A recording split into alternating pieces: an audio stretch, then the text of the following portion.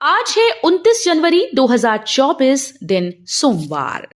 नमस्कार, सुप्रभात। न्यूज छत्तीसगढ़ में आपका बहुत बहुत स्वागत है। इससे पहले आप छत्तीसगढ़ के कौन से जिले से न्यूज को देख रहे हैं, कमेंट में हमें जरूर बताइए। साथ ही डेली अपडेट रहने के लिए चैनल को सब्सक्राइब जरूर करें। छत्तीसगढ़ में बदलेगा स्कूली शिक्षा का पाठ्यक्रम। राष्ट्रीय शिक्षा नीति 2020 की अनुशंसा के मुताबिक छत्तीसगढ़ में स्कूली शिक्षा के पाठ्यक्रम में बड़े बदलाव के संकेत हैं।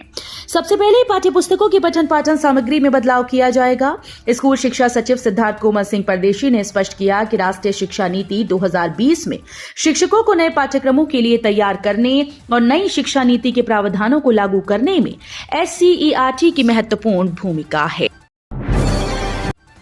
छत्तीसगढ़ में लोकसभा के प्रत्याशियों की सूची 10 दिन में होगी शॉर्ट लिस्ट। छत्तीसगढ़ में कांग्रेस चुनावी मोड पर आ चुकी है। राजधानी में लगातार 2 दिन स्क्रीनिंग कमेटी और प्रदेश चुनाव समिति की बैठक में कई मुद्दों पर रणनीति बनी है। छत्तीसगढ़ कांग्रेस प्रभारी सचिन पायलट ने साफ कर दिया है कि विधानसभा की गलती लोकसभा में नहीं दोहराएंगी। महिलाओं ने प्लास्टिक रिसाइकल कर तैयार किया ओवरकोट। छत्तीसगढ़ के बस्तर जिले में MRF सेंटर में प्लास्टिक को रिसाइकल करने का काम शुरू हो गया है। खुद मुख्यमंत्री विष्णुदेव साय ने करीब 3 करोड़ 50 लाख रुपए की लागत से बने इस MRF और MRC सेंटर का उद्घाटन किया।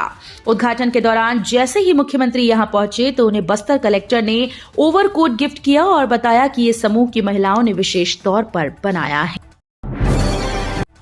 छत्तीसगढ़ के लोगों को ठंड से मिलेगी राहत। हवा की दिशा बदलने से चढ़ेगा पारा।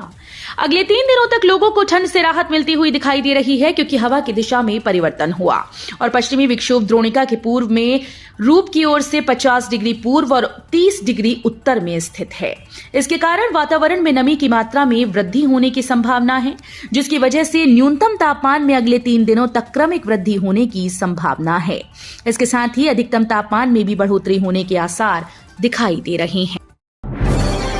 लोकसभा चुनाव से पहले लघु वनोपज प्रबंधक संघ ने बढ़ाई विष्णुदेव सरकार की चिंता। छत्तीसगढ़ लघु वनोपज प्रबंधक संघ ने अपनी एक सूत्रीय मांग को लेकर 6 फरवरी से अनिश्चितकालीन हड़ताल करने का मन बना लिया। लघु वनोपज प्रबंधक संघ के पदाधिकारियों का कहना है कि प्रदेश के 902 प्रबंधक पिछले 36 सालों से लंबित नियमितीकरण की मांग और वित्त विभाग से अनुमति मिलने के बाद भी 7, 8, 9 ग्रेड पे न मिलने के चलते काफी नाराज हैं। आया परीक्षा का मौसम। प्रधानमंत्री नरेंद्र मोदी छात्रों से करेंगे चर्चा। महाविद्यालयीन स्टूडेंट से लेकर 10वीं और 12वीं बोर्ड परीक्षा के परीक्षार्थियों के लिए परीक्षा की घड़ी नजदीक आ रही है। स्टूडेंट परीक्षा की तैयारियों में जुटते नजर आ रहे हैं। बोर्ड परीक्षा के परीक्षार्थियों का तनाव दूर करने के लिए परीक्षा पर चर्चा कार्यक्रम के मद्देनजर प्रधानमंत्री नरेंद्र मोदी देश भर के बोर्ड परीक्षा के स्टूडेंट से सीधी बात करेंगे। इसके लिए आज 29 जनवरी की तिथि तय की गई। युवा कांग्रेस ने शुरू किया रोजगार दो न्याय दो अभियान। भारत जोड़ो न्याय यात्रा में युवाओं और रोजगार को लेकर काफी जोर दिया जा रहा है। रोजगार के मुद्दे पर कांग्रेस नेता मोदी सरकार पर जमकर हमला बोल रही हैं। भारत जोड़ो न्याय यात्रा के दौरान शनिवार को यूथ कांग्रेस ने रोजगार दो न्याय दो मुहिम की शुरुआत की। छत्तीसगढ़ प्रदेश कांग्रेस कार्यालय राजीव भवन में ऑल इंडिया कांग्रेस कमेटी के सचिव और युवा कांग्रेस के राष्ट्रीय प्रभारी कृष्णा अल्लावारू, प्रदेश प्रभारी डॉक्टर पलक वर्मा और प्रदेश अध्यक्ष आकाश शर्मा ने इस संबंध में प्रेस कॉन्फ्रेंस की। अंबिकापुर बिलासपुर रायपुर को फ्लाई बिग एयरलाइन का अवार्ड। अंबिकापुर के दरिमा स्थित मां महामाया एयरपोर्ट का विकास कार्य पूर्ण हो चुका है। लाइसेंस की प्रक्रिया चल रही है। अंबिकापुर बिलासपुर अंबिकापुर और अंबिकापुर रायपुर अंबिकापुर को फ्लाई बिग एयरलाइन का अवार्ड कर दिया गया। लाइसेंस मिलते ही नियमित उड़ानें आरंभ हो सकती हैं। केंद्रीय नागर विमानन व इस्पात मंत्री ज्योतिरादित्य सिंधिया ने उक्त जानकारी दी। छत्तीसगढ़ में शराब घोटाला। लाइसेंस में नियम बदलकर की 2000 करोड़ की हेरा फेरी। शराब की बिक्री के लिए भाजपा सरकार द्वारा बनाई गई नई आबकारी नीति में संशोधन कर कांग्रेस सरकार ने छत्तीसगढ़ के बहुचर्चित शराब घोटाले को अंजाम दिया है।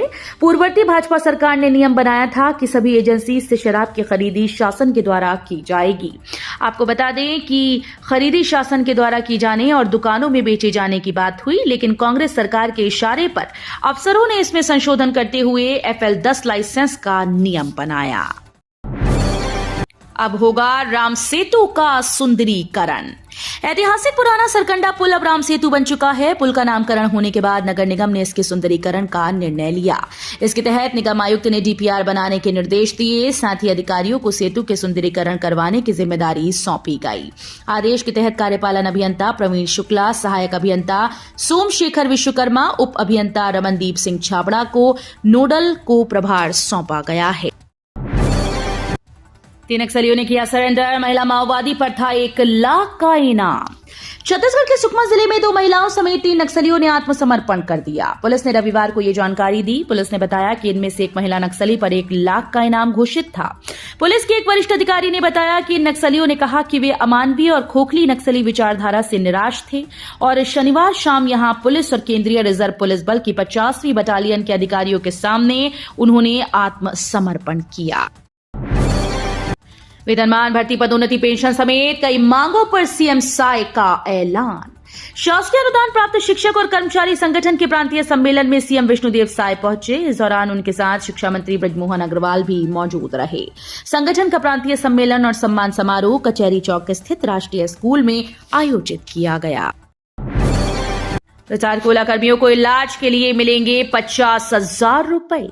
कोल इंडिया मुख्यालय में गुरुवार को contributory post retirement medical scheme non executive trustee board की बैठक हुई। इस बैठक में पेश एक्चुअरी रिपोर्ट में ये बात कही गई कि सेवानिवृत्त कोयला कर्मचारियों के इलाज पर आफत है। रिपोर्ट के अनुसार CPRMSNE का फंड जिस रफ्तार से खर्च हो रहा है वो आने वाले 2031 तक पूरी तरह से समाप्त हो जाएगा। इसे लेकर कोल इंडिया ने चिंता व्यक्त की एवं एक्चुअरी रिपोर्ट के आधार पर प्रबंधन ने अनुदान बढ़ाने की बात रखी। रायपुर में खुलेगा छत्तीसगढ़ का पहला आयुर्वेद विश्वविद्यालय। छत्तीसगढ़ की राजधानी रायपुर में प्रदेश का पहला आयुर्वेद विश्वविद्यालय खुलेगा। शिक्षा मंत्री बृजमोहन अग्रवाल ने शनिवार को नारायण प्रसाद अवस्थी शासकीय आयुर्वेद महाविद्यालय में 2 दिवसीय आयुर्वेद एलुमनी मीट स्वर्ण कुंभ में ये घोषणा की। इस अवसर पर उन्होंने कॉलेज से पढ़कर निकले और देश विदेश में सेवाएं दे रहे ऐसे पुराने डॉक्टर्स को सम्मानित किया। कवर महोत्सव कार्यक्रम में शामिल हुए सीएम साय। पूर्व मंत्री ने नशाबंदी को लेकर सीएम से की ये अपील। मुख्यमंत्री विष्णुदेव साय इंडोर स्टेडियम पहुंच कवर महोत्सव कार्यक्रम में शामिल हुए। इस कार्यक्रम में बड़ी संख्या में कवर समाज के लोग मौजूद हैं। मुख्यमंत्री साय के साथ पूर्व मंत्री ननकीराम कंवर, वरिष्ठ नेता नंद कुमार साय समेत तमाम पदाधिकारी मौजूद हैं। बताया जा रहा है कि सरदार बलबीर सिंह स्टेडियम में कवर गौरव उत्सव का आयोजन किया गया। करोड़ों की लागत से बना छात्रावास 6 सालों से कर रहा उद्घाटन का इंतजार।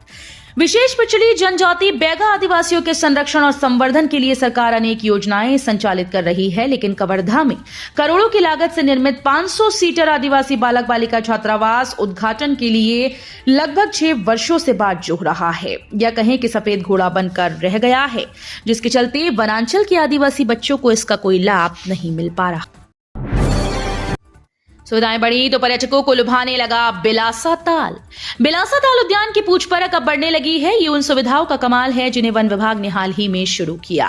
घुड़सवारी, नौका विहार, सुबह की सैर और कैफेटेरिया जैसी सुविधाओं के कारण पर्यटकों को यहां आना लुभा रहा है। पर्यटकों की संख्या बढ़ने का प्रभाव उद्यान को मिलने वाले राजस्व पर पड़ा है।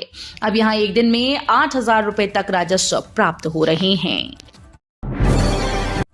फीस की चिंता खत्म, निःशुल्क करें व्यापम नेट बैंकिंग परीक्षाओं की तैयारी।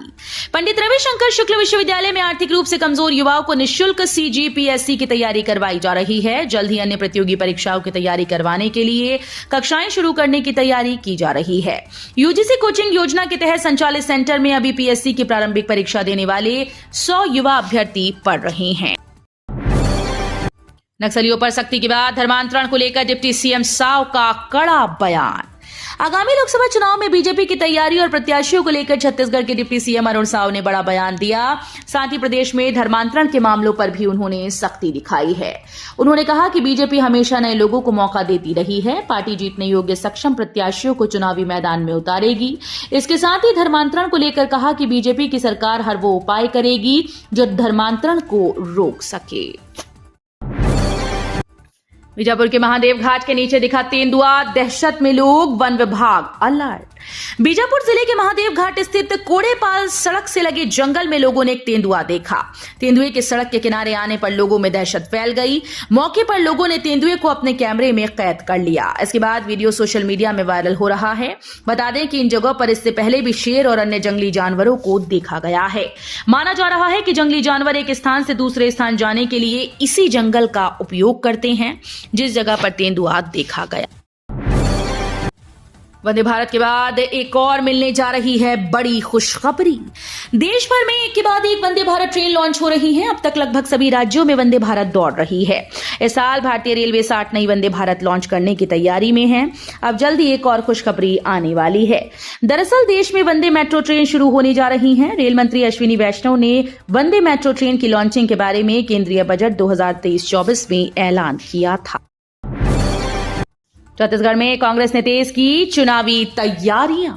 छत्तीसगढ़ में विधानसभा चुनाव हारने के बाद अब कांग्रेस ने प्रदेश में लोकसभा चुनाव के लिए अपनी तैयारियां तेज कर दी हैं। अखिल भारतीय कांग्रेस कमेटी 10 दिनों के भीतर छत्तीसगढ़ में लोकसभा उम्मीदवारों के नाम पर विचार करेगी। पार्टी के वरिष्ठ नेता सचिन पायलट ने शनिवार को ये जानकारी दी। धर्मांतरण मामले में 9 महिलाओं सहित 14 लोगों के खिलाफ एफआईआर दर्ज। छत्तीसगढ़ के रायगढ़ में धर्मांतरण मामले में पुलिस ने 9 महिलाओं सहित 14 लोगों के खिलाफ एफआईआर दर्ज कर जेल भेज दिया। आरोपियों के खिलाफ बलवा की धाराओं के अलावा धर्मांतरण कराने का जुर्म दर्ज किया गया। शहर के सावित्री नगर इलाके में धर्मांतरण को लेकर शनिवार की सुबह जमकर हंगामा हुआ था। सावित्री नगर के एक मकान में धर्मांतरण की शिकायत मिली थी, जिस पर स्थानीय लोगों के साथ हिंदू संगठन के कार्यकर्ताओं ने विरोध जताया था। छत्तीसगढ़ में 4 महिला उम्मीदवारों को टिकट दे सकती है कांग्रेस। छत्तीसगढ़ में कांग्रेस चुनावी मोड पर आ चुकी है। इस क्रम में महिला कांग्रेस की राष्ट्रीय अध्यक्ष अलका लांबा रायपुर पहुंची। राष्ट्रीय अध्यक्ष लांबा ने प्रदेश कांग्रेस कार्यालय राजीव भवन में मीडिया से चर्चा करते हुए कहा कि महिला कांग्रेस संगठन को मजबूत करने के उद्देश्य से देश के अलग अलग राज्यों में लगातार दौरा जारी है। स्कूली पाठ्यक्रम में शामिल होंगे योग और प्राणायाम। शिक्षा मंत्री बृजमोहन अग्रवाल ने की घोषणा। प्रदेश के शिक्षा मंत्री बृजमोहन अग्रवाल ने कहा कि आगामी शिक्षण सत्र से विद्यार्थियों के बहुमुखी विकास के लिए प्रदेश के स्कूल्स में योग, प्राणायाम, खेल के साथ साथ मौलिक शिक्षा को पाठ्यक्रम में शामिल किया जाएगा। मंत्री अग्रवाल ने ये घोषणा राजधानी रायपुर के विभिन्न स्कूल्स में आयोजित कार्यक्रमों को संबोधित करते हुए दी।